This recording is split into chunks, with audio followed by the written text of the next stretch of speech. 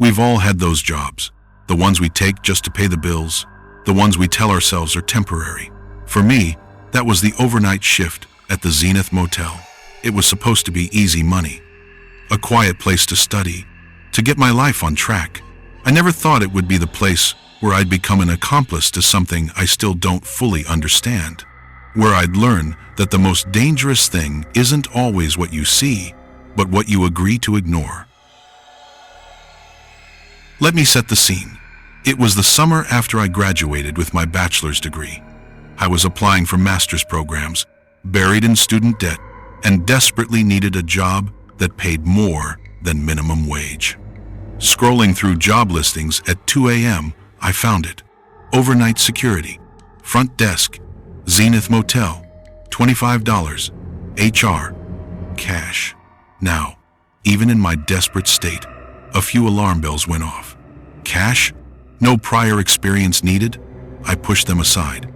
$25 an hour was more than double what any of my friends were making.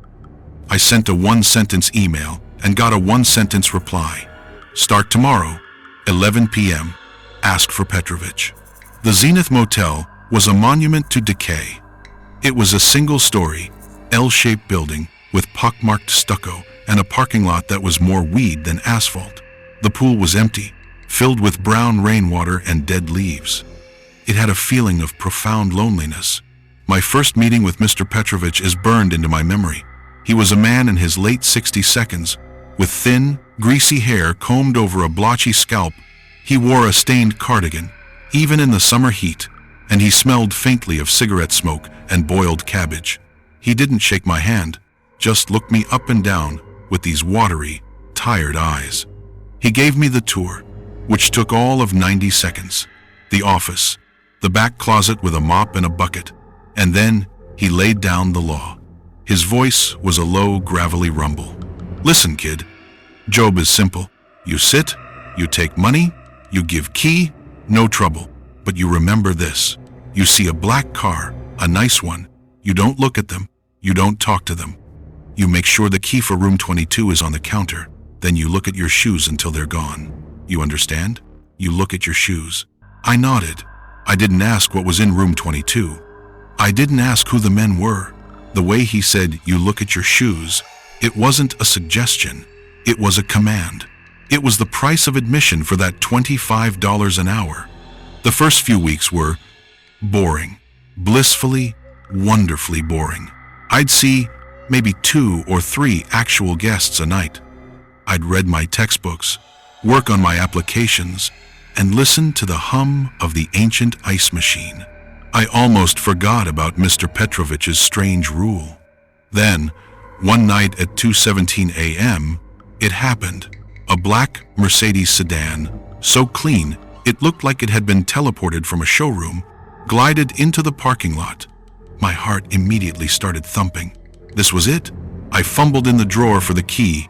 It was the only one with a heavy, old-fashioned brass tag with 22 stamped on it. 2 men got out. They weren't like the usual drifts and dreamers who came here.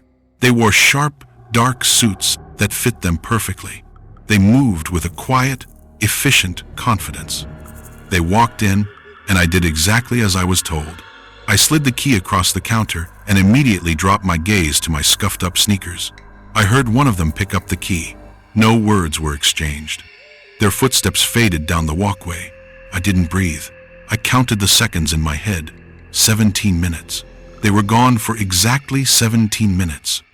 I heard their footsteps return, the times clink times of the key being placed back on the counter, and though said, "For your trouble," and then they were gone. I stood there for a full minute, just staring at that $100 bill. It felt alien, dangerous. That was the moment the job stopped being boring. A ritual had been established. This happened maybe once, twice a week, always between 1 and 3 a.m. Always the same car, or one just like it. Always the same 2 men, sometimes a different pair, and always a $100 tip. I developed a whole routine. I'd hear the engine, my stomach would clench. I'd perform my silent shoe-gazing duty, and then I'd listen to the clock, my heart not slowing, until I heard the car pull away. But then, the dynamic began to shift. The men started to acknowledge my existence. First, it was a nod. Then, one night, the one with a sharp scar above his eyebrow, I called him Scarface in my head, spoke. "Long night, kid?" I just nodded, my throat too dry to speak. He smirked. Another night, he offered me a coffee they'd picked up. I declined, but the offer itself was a seismic shift. I was no longer part of the furniture. I was being vetted. And the terrifying part was, I was starting to get comfortable. The dread became a familiar companion, and the cash was addictive. I'd started counting on it. The incident that shattered everything happened on a night of torrential rain. The wind was howling, shaking the windows of the lobby. It was 3 a.m., and the world felt empty. The Mercedes pulled up, but only Scarface got out. He was alone, and he looked different, agitated.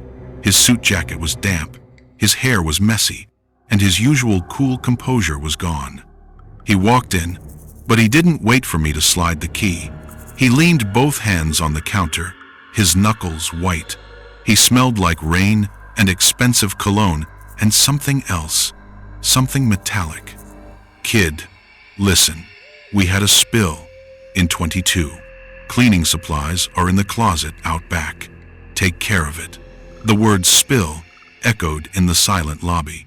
It was such a harmless word, but the way he said it, with that intense, demanding stare, filled it with 1,000 horrific possibilities.